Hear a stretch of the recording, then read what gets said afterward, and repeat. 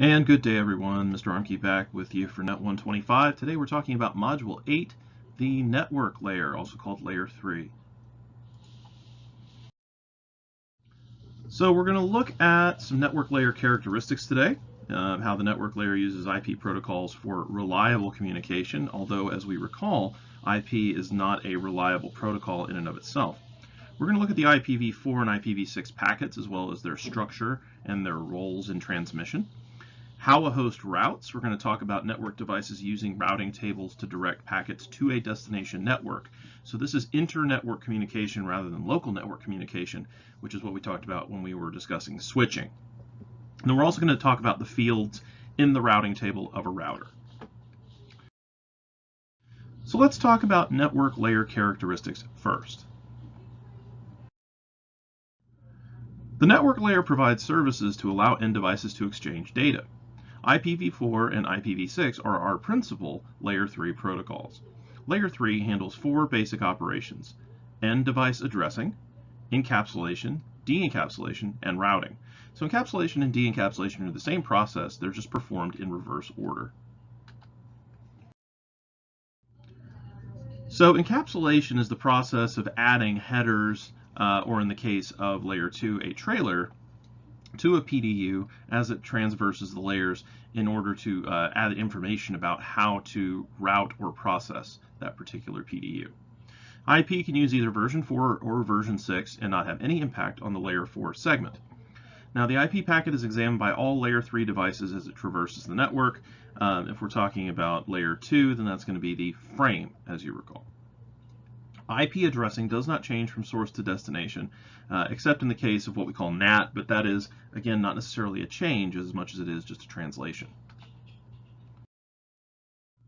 IP is meant to have low overhead and may be described as connectionless, best effort, and media independent. It is not locked to a particular form of media transmission.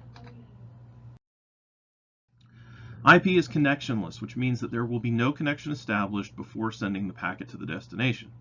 There's no control information such as synchronization, acknowledgements, or the other handshakes that we expect with TCP. The destination receives the packet when it arrives, but there are no pre-notifications. And if there is a need for connection-oriented traffic, then we handle this at Layer 4 with TCP. In the graphic here, we see a letter being put in a mailbox and arriving at the destination. What happens in between is immaterial. As long as it goes from one place to the next, we have considered it to be a successful delivery.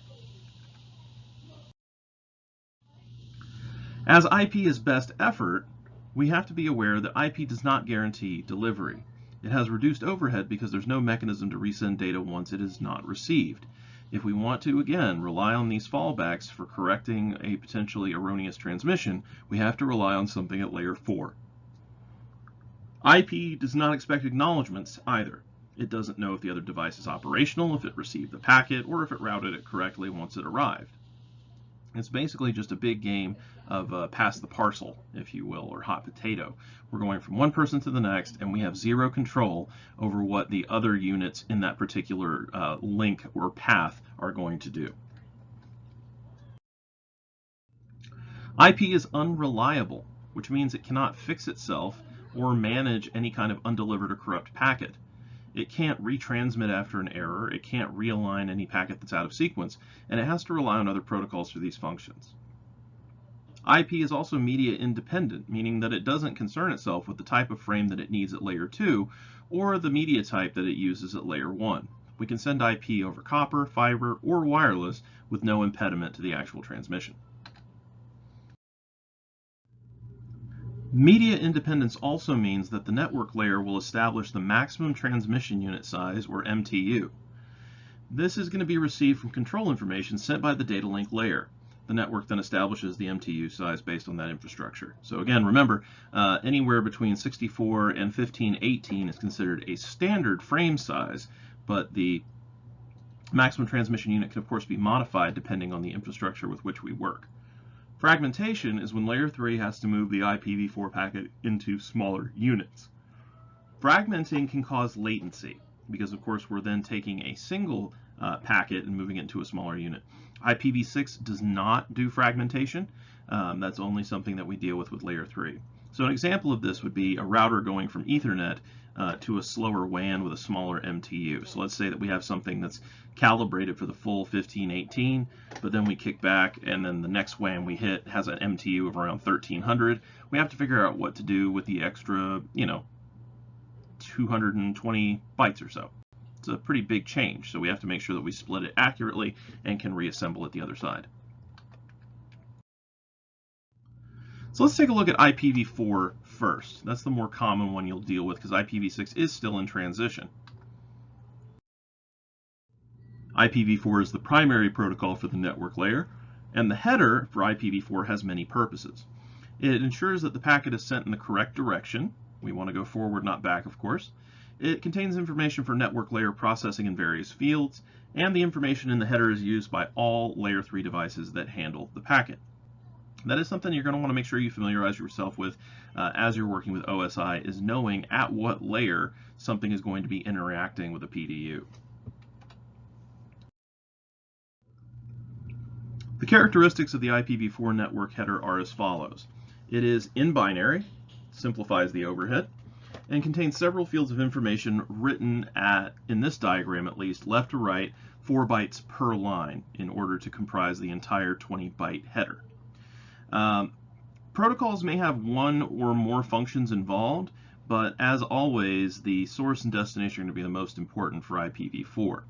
All these various options, if you will, are not going to be anywhere near as necessary as being able to process the correct source and destination.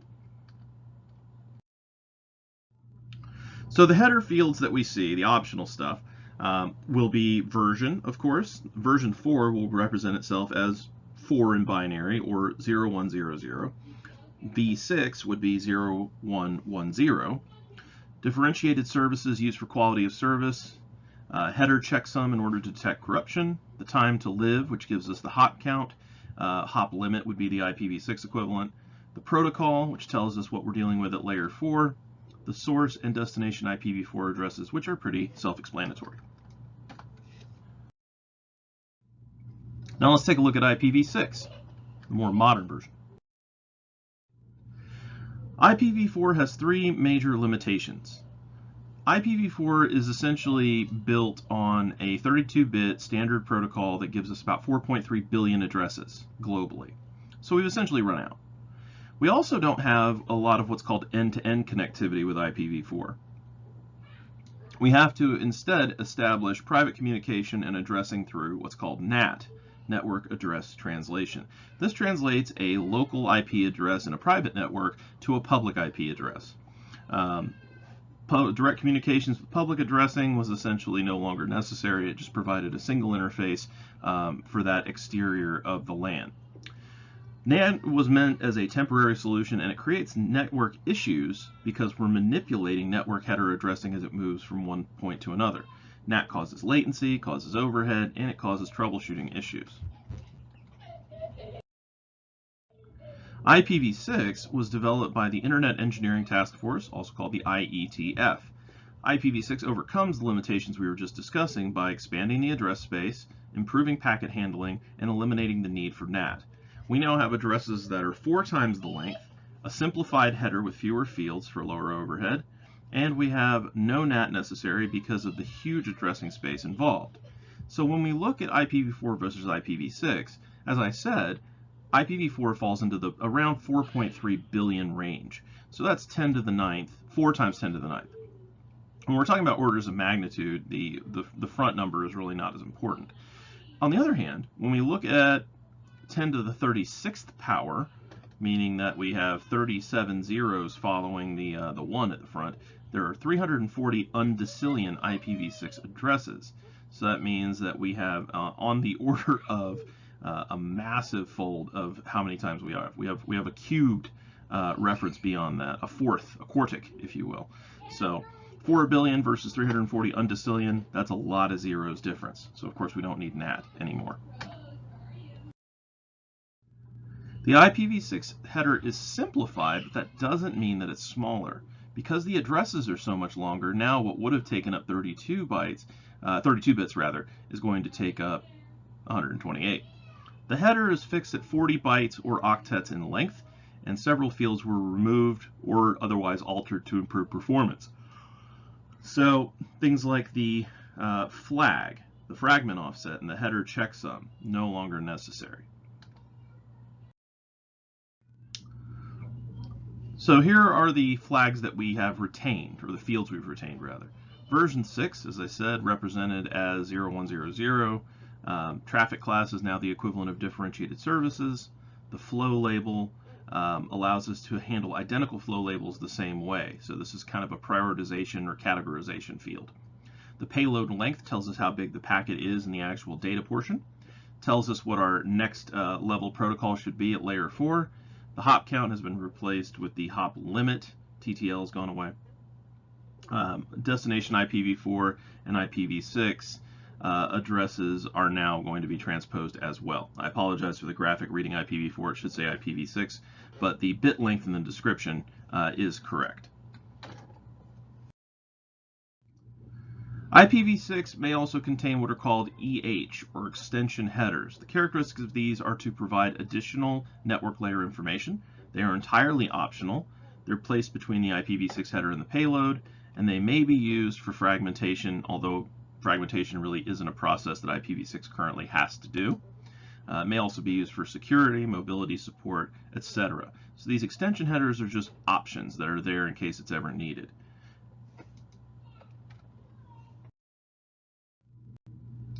So let's look at how a host routes a particular data packet. Packets are always created at a source. Makes sense, right? Host devices then create their own routing table, and a host can send packets to the following items. Either itself, using the loopback address 127.0.0.1, or :1 IPv6, which is all zeros except for the 1. Local hosts, this is where the destination is on the same LAN, or remote hosts, which is where they're not in the same LAN. So rather than categorizing things into a very narrow set of things, we're doing a very broad set. The source device determines whether the destination is local or remote, and will use its method of determination based on what version of the IP protocol is involved. In version 4, the source uses its own IP address and subnet mask along with the destination IP. In version 6, source is going to use the network address and prefix advertised by the local router. Local traffic is dumped out the host interface to be handled by an intermediary, and remote traffic is forwarded directly to the default gateway on the LAN. And this is a big part of why having your default gateway established correctly is so important. The default gateway is an object that can handle communication between the local network and an external network. A router or layer 3 switch can act as the default gateway. Its features are that it must have an IP address in the same range as the rest of the LAN. It's usually the first available host address. It can accept data from the LAN and is capable of forwarding traffic from the LAN, and it can route to other networks. If a device has no default gateway or a bad default gateway, its traffic will not be able to leave the LAN. So we have to have that address preset in order to handle traffic that moves outside of a local network. The host will know the default gateway either statically or through DHCP. IPv6 sends the default gateway a message through what's called either router solicitation or manual configuration. Router solicitation is part of DHCP v6. A default gateway is a static route which will be the last resort route in a routing table. So if all else fails, it goes to the default gateway. All devices on the LAN will be need the default gateway of the router if they intend to send traffic remotely. So we have to establish that, again, very early on. In order to view a routing table, in a Windows machine at least, we can go in to route print or netstat-r, and that will give us our routing table. There are 3 sections that are displayed by these 2 commands. The interface list, which gives us all potential interfaces in MAC addressing, and the IPv4 and IPv6 routing tables. So on the right-hand side, we can see the IPv4 routing table for PC1. We can see its destination, the network mask that's involved, the default gateway, the interface that it is using, and its metric of worthiness or trustworthiness. So let's get into routing here in 8.5. When the router receives the frame from a host device, we are going to essentially de-encapsulate layer 2, the header and trailer, and then router 1 is going to examine the destination address at layer 3 and look for its best match in the IPv4 routing table. The route entry that we have, if we look at the left here, we can see our routing table, indicates that this packet is to be forwarded to router 2. So we're going to see that that is the third line in the routing table, and we know that its entry interface moves outwards at 10.1.1.0/24. Router 1 is now going to re-encapsulate the packet into a new Ethernet header and trailer and forward the packet to the next hop router, R2. This process, of course, will continue until it reaches the correct destination. So there are three different types of routes in a routing table: what's called a direct route, a remote route, or a default route. Directly connected means that these routes are automatically added provided that the interface is active and has addressing attached. Remote routers can be set either manually or statically. Manually or dynamically, statically or dynamically. These are the routes that the router doesn't have a direct connection to and may be learned. So manually, of course, we type it in. Dynamically means that the routing protocol that's put in place means that the routers share information with one another. So when we go back to talking about, EGP, BGP, etc. The default route is where all traffic is sent to a specific direction when there is no match. So that can sometimes be called our route of last resort. A static route has to be configured manually and adjusted manually when the topology changes. This is good for small, non-redundant networks and is often used in conjunction with dynamic routing protocols for finding a default route.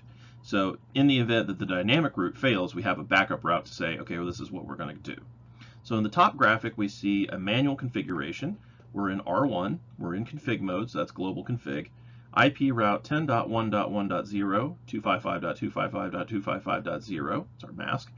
And then we have our next hop, which is 209.165.200.226. So what this is saying is that any traffic that arrives looking for 10.1.1.0 with a /24 mask is going to be forwarded to 209.165.200.226. That's going to be our next step. In the second graphic, we see that the route from R1 to R2 is no longer available, so we would have to configure a new static route via R3. And this is not going to automatically adjust, so essentially we would have a network failure at that point. So static routes are very useful, but in certain cases can be a pain point because we don't always know why the route is not being correctly read. An automatic route or dynamic route will allow us to discover remote networks, gives us the most up-to-date information. We'll often choose the best path to the destination, and when there's a topology change, it can update itself automatically. We can also, of course, share static default routes with other routers if necessary. So if we look at the top right graphic, we can see router 1 is using OSPF to let R2 know about its local network on interface G000.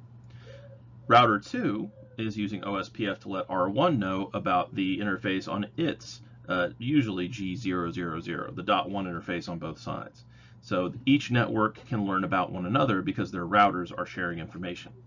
We can also see in the bottom right graphic that routers 1, 2, and 3 are able to move a new best path if the connection between R1 and R2 fails.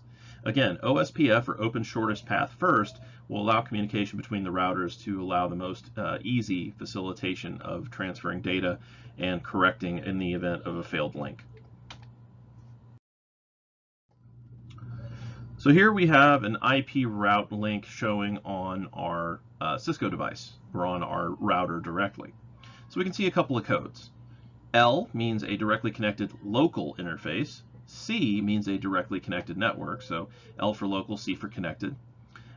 D actually refers to iGRIP, so that's the Enhanced Internal Gateway Routing Protocol.